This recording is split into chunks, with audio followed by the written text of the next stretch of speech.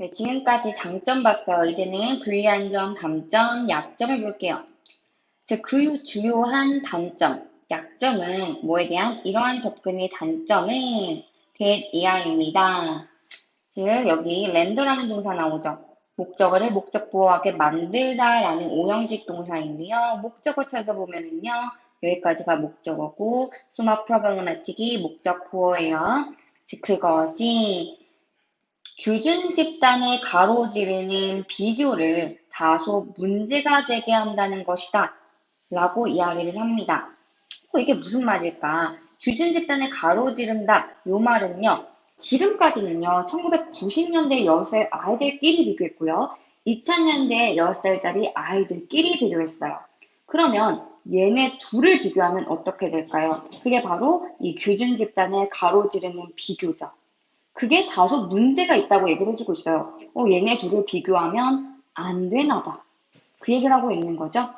간단한 예를 들어볼까요? 만약에요. 1990년대 지능이요. 110인 애가 있었어요. 근데 걔랑 우리 2000년대 10살 아이들의 평균 100인 아이랑 비교했을 때 1990년대 아이가 지능이 더 높다 또는 낮다라고 얘기할 수 있을까요? 그게 어렵다는 얘기를 이렇게 설명하고 있는 건데요. 뒤에 예시 나오거든요. 보도록 할게요. For example, 예를 들어, it is arguably reasonable. 틀림없이 합리적이다. 이 동그라미, 두 동그라미죠. 여기가 진주어예요. 말하는 것이, 대리하라고 말하는 것이 틀림없이 합리적이래요. 자, 오늘날의 18살짜리의 더 큰 표본이 더 또는 덜 지능이 높다고 말하는 것은 합리적이래요. 뭐보다? 더 큰 표본보다 1930년에 18살의 더 큰 표본보다 이렇게 얘기를 해주고 있는데요. 이상하죠. 지금 문제가 있다고 했었고 모른다고 했는데 여기서는 합리적이라고 나왔어요. 전혀 아니고요. 따라서 우리 뒤를 바꿔줘야 되는데요. 터무니없는에 해당하는 nonsensical 이라는 단어로 바꿀 수가 있습니다. 답지에 우리 nonsensical로 바꾸면 된다라고 친절하게 설명이 되어 있었죠? 어려운 단어지만 터무니없는 알아두시고요. 그래서 거의 틀림없이 터무니없다 이렇게 얘기를 해주고 있는 거죠. 그 다음 보도록 합시다. 우리 어휘 찾아다니시가 좀 더 마음 편하게 읽을 수 있을 것 같아요. 자, 평균적인 18살짜리 오늘날의 이 평균적인 18살짜리들은요. 매우 다른 지식과 기술을 가지고 있습니다. 누구와는 매우 다른 1930년의 18살짜리 아이들과는 어느 영역에서요? 수학, 과학, 예술, 문학, 그리고 등등에서요. 그러니까 아까 전에 어떤 얘기를 했었냐면 우리가 어떤 한 10년에서 다음 10년으로 규준 집단이 바뀔 때 어떤 그 집단 내에 있는 능력에서 핵심적인 지식과 기술이 변할 수 있다라고 얘기를 했거든요. 그런 관점에서 달라질 수 있다라고 얘기를 했거든요. 그러니까 얘네들이 가진 지식과 기술이 전혀 다를 수 있다라고 얘기를 해주고 있는 거예요. An intelligence test designed for 18-year-old in 1930 would be expected to yield very different performance numbers if administered today. 자, 여러분, 이 문장에서 가정법 나오거든요.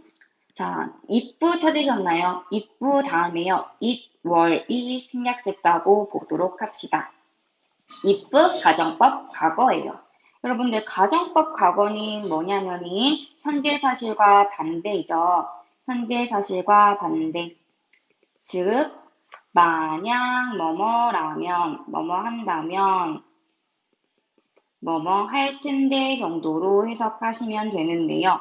만약에 그것이 오늘날 시행된다면 즉 시행되는 게 사실이 아닌데 반대를 가정하고 있어요.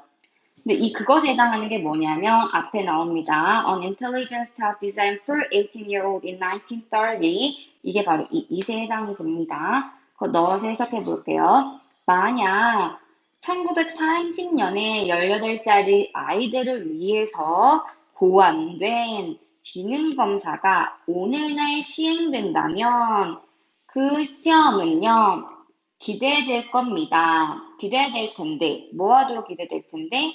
다른 성과 기준을 산출할 거라고 기대될 텐데, 이렇게 얘기해주고 있는 겁니다.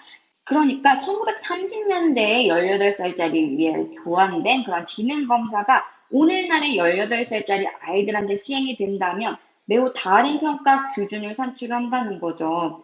지금과는 다른 기준을 가지고 평가가 된다는 거예요. Yet, 그러나 an IQ score for 18-year-old in 1930 on a then current test has the same normative meaning as an IQ score for an 18-year-old today on a current test.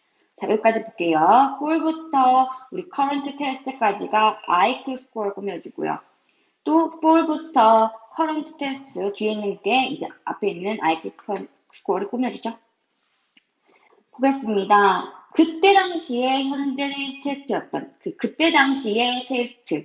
그러니까 그때 당시 1930년대의 18살짜리를 위해 만들어진 테스트를 그 1930년대의 18살에게 했을 때 나오는 IQ 점수는요. 같은 규준적인 의미를 가집니다. 뭐와? IQ 점수와. 근데 어떤 점수? 현재의 테스트를 18살짜리 아이들에게 했을 때의 IQ 점수와. 아까 전에 처음 말했던 장점이 여기 등장하고 있죠. 즉, 그때 당시의 110과 오늘날의 110은 같은 의미를 가지는 거죠. 평균보다 높다는. 아까 똑같은 얘기 한 거고요. 그다음 the IQ score. 근데 이 IQ 점수라고 하는 것은 오로지 말해줍니다. 자, 텔이라는 동사는 사형식 동사예요. 간접 목적어 나오고요. 그 다음에 직접 목적어 나오죠. 그러니까 간접 목적어에게 직접 목적어를 말하다는 건데요. 오로지 말해줍니다. 우리에게 개인의 위치를. 뭐와 관련된 개인의 위치예요? 이 규준 표본의 다른 구성원과 관련된, 즉 같은 집단 사람들에게 있어서 나의 위치가 어디에 속하는지를 오로지 말해준다라고 하면서 끝내고 있어요. 자, 그럼 여러분 여기까지 봤을 때 우리 글의 제목 한번 찾아볼까요? How does the brain develop? 어떻게 뇌가 발달했는가? 이런 말 아니었죠. 그러면 How to improve your intelligence? 자, 당신의 지능을 향상하는 방법. 그것도 아니었고요. What IQ scores do and don't represent?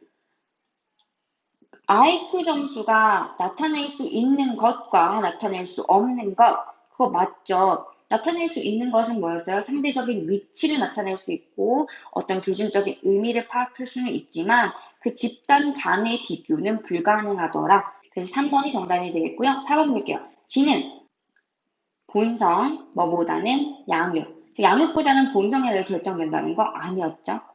그 다음에 the gap between the normal and the abnormal 이렇게 나오는데요. 더 플러스 형용사죠. 정상인 사람들, 비정상인 사람들 사이의 차이. 그런 말 아니죠. 그래서 3번이 정답이고요. 자, 문맥적 낱말 틀린 거 D였죠. 우리 reasonable을 뭐로 바꿔요? nonsensical로 바꾸면 됐어요.